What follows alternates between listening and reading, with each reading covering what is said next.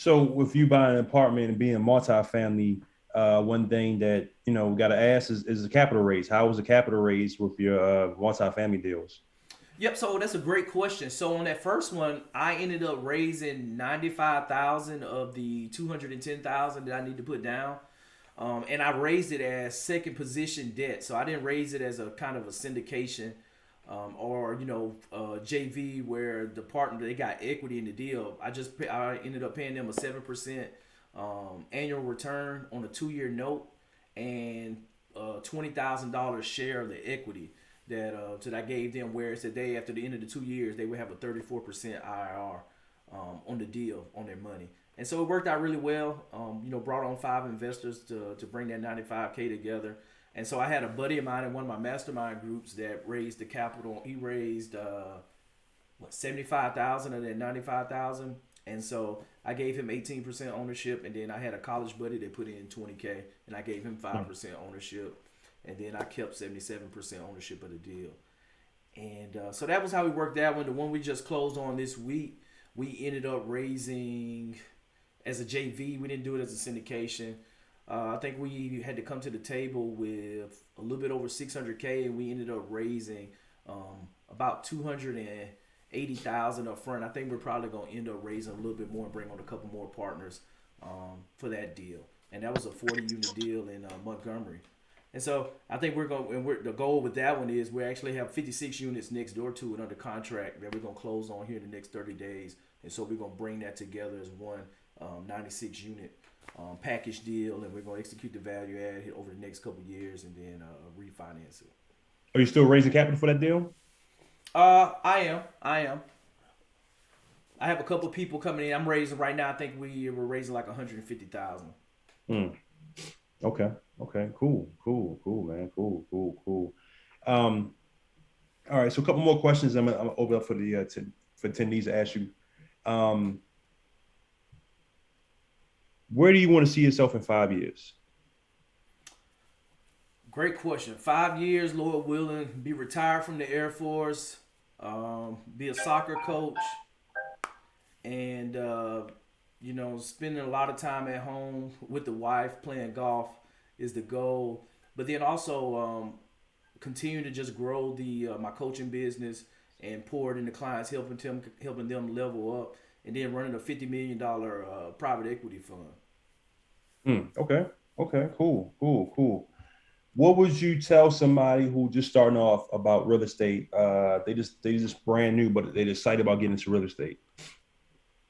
I think the biggest thing is you need the information, you need the knowledge, but once you get the knowledge, don't be afraid to take action. Don't do like I did. I consumed knowledge from '06 to 2015 before I kind of got my first rental and started actively buying distressed assets and flipping. 9 years is way too long. Looking back on it, I should have took action a whole lot sooner.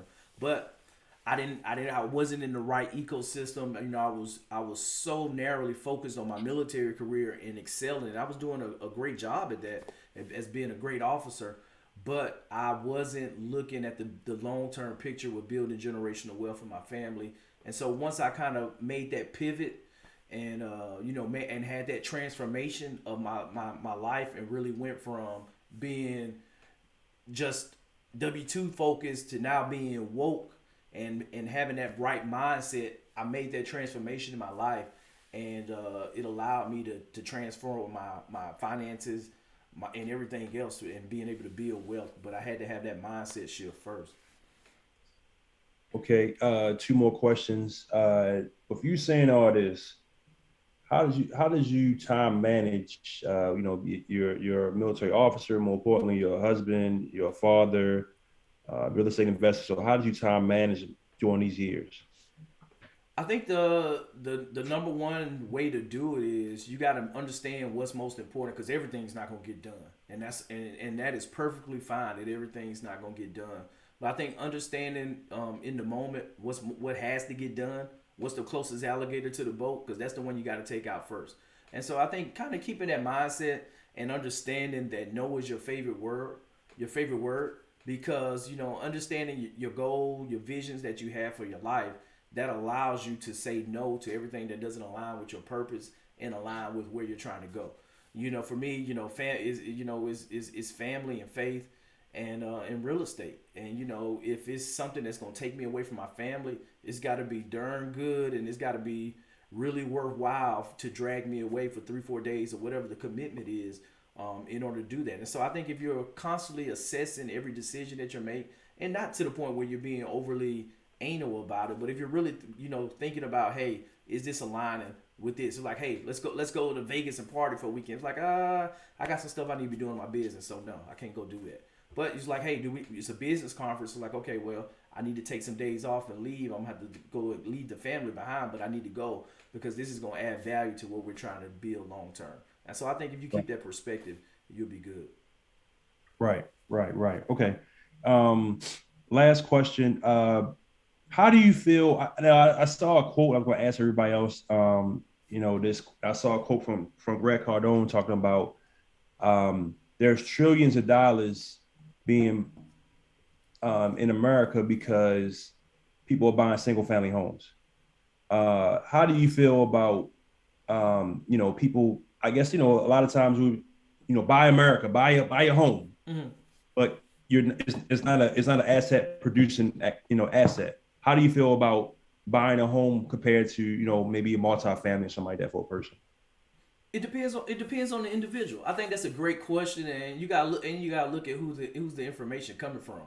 Grant sells multifamily. Grant raises money. He wants you to he wants you to give him all your money so he can put it in multifamily and buy assets that he's controlled. So you got to understand, the motive behind there. But I think it depends on where you are. If you're an individual, you're not moving for the next 5-6 years, then you probably should be looking at trying to buy a place to own, because I'm a true believer. If you're not buying assets, you don't own assets, then you're gonna always be somebody else's asset. And so that's where we got to look at. And if you're building a business, you need to be mobile. Well, maybe ownership for that doesn't make sense, but maybe you need to buy a rental property. Or if you're buying a single family home, make sure that it is a single family home that when you move out of it as your primary residence, that it can be a cash flowing rental property. And so I think that's the mindset that we have to have, is not looking at just a near term purchase, but looking at the long term with how we build wealth. Because I'll tell you, that owning a single family home and being able to get into it at the right price with with that mindset, and that it allows you to build wealth over time with those assets over, and then you can leverage them for equity in the future. You can sell them and reinvest it and to buy bigger deals as well too. So I think you got to own something. And I think that's the easiest way when you start talking about the VA loan, no money down. If you can go buy a foreclosure, and I tell people, I bought a bank foreclosure when I moved back to Virginia in the middle of the pandemic in November, and we purchased the place.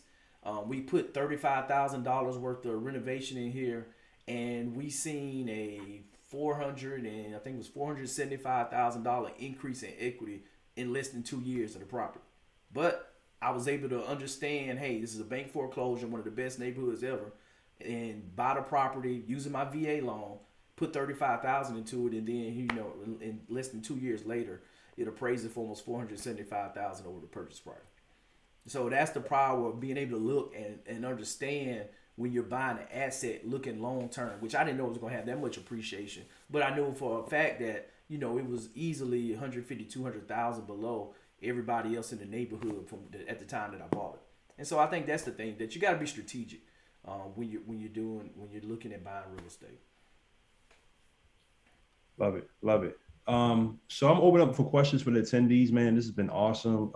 This is great. I love the story, man, and man, thank you for this dropping those gems too, man. I just want to say that.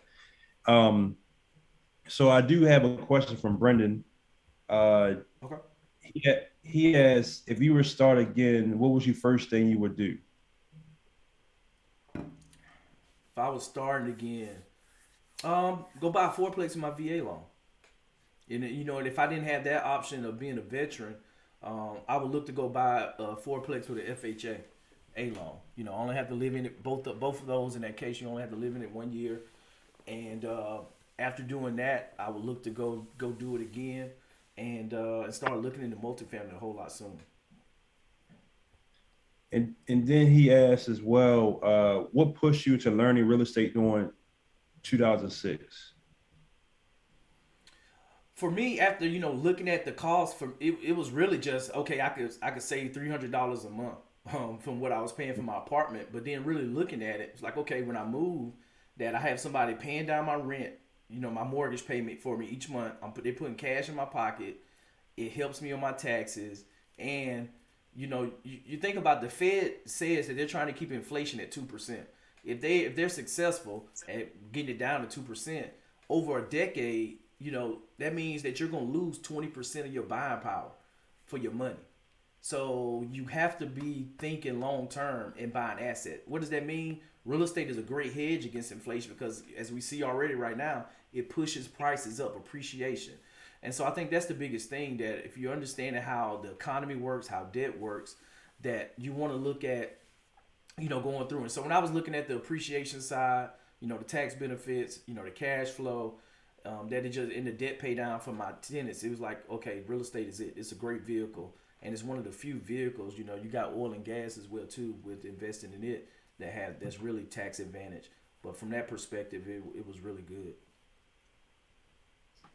Cool, cool, cool. Anybody else have any questions for Johnny?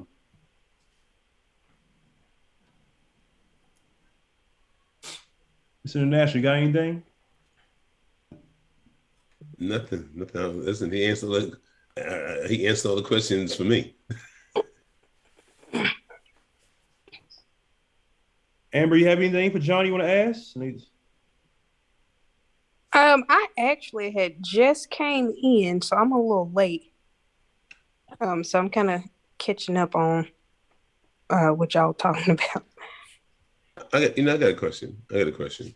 So you talking about how do you plan your day? How do you plan your day? And do you use a planner? What do you do to get your schedule nice and tight? No, that's a great question. Honestly, I use Calendly, and in Google Calendar, it kind of pushes everything on my Google Calendar. So like the night before, I look and see what I'm on the hook for, whether it's talking with investors, whether it's a meeting with somebody on my team, because I have a team now for us that does like lead generation, virtual assistant in the Philippines, another one that manages my calendar and email for me. Then I have another VA that is my director of operations that kind of helps with my coaching program, and I have a acquisition manager on the ground in Panama City, and a project manager with partnering with one of my coaching clients that kind of runs everything for the state of Alabama. We got projects going in Mobile, now Montgomery, and then also in Birmingham. And so kind of with that, it's like really just understanding what's needed for today. I'll look at my calendar, but then also I know what projects we got in queue with the software. So it's really the tools and my team that helps me be successful with keeping everything going. And the wife is an instrumental part of the team because she's doing it all for us in between. I'm calling her like, hey, I forgot about this. Can you help with this? Or we need to take care of the water and power at these buildings. We need to pay these contractors. We need to, file a LLC in this city so we can close on this project in DC. And so whatever it is, she's kind of my Swiss Army knife.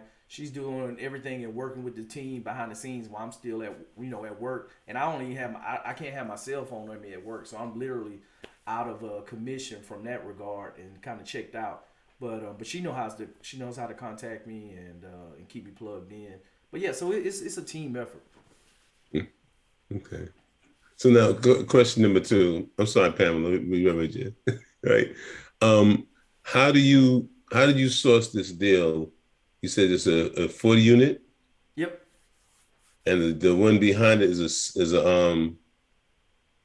30 unit. You said 56. 56. It's a 40. How'd you source both those deals? Yeah, so great question, man. So those deals came from one of my coaching students. So Okay. my coaching student, shout out Reggie Reynolds. He's been doing a great job. He found the deal. We got the deal under contract with the 40, and we ended up going with the lender that I knew. I hadn't done a deal with them before, but we ended up doing a bridge debt loan on it for 2 years. Value add. The apartments were built 92, 93. for the 4 units, so they weren't terribly old, and we ended up buying them for 1.925 million, which was right at 48,000 a door. And the rent, the market rent increase is going to be on average, because it's a split. We got 16 two bedrooms and 24 one bedrooms, but the average rent increase is going to be around 235 per unit. And so we sourced those, did the bridge debt, and I think we ended up bringing a little bit over 600,000 to the closing table, and we raised 280, and I'm gonna raise another 150, because we ended up, the seller, that was a funny story. The seller originally agreed to giving us 200,000 second position lien. He was gonna hold for 2 years at like 7% interest rate, interest only. And so we were going through that whole process, and then kind of day 50, the lender was like, yeah, we can't do this simultaneously. We can't close with the second lien on the HUD statement with the bank.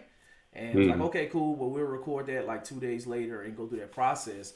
And the beginning of this week, the seller was like, yeah, we kind of changed our mind after we talked to the attorney, because the attorney was like, yeah, they're not gonna need the second lien position.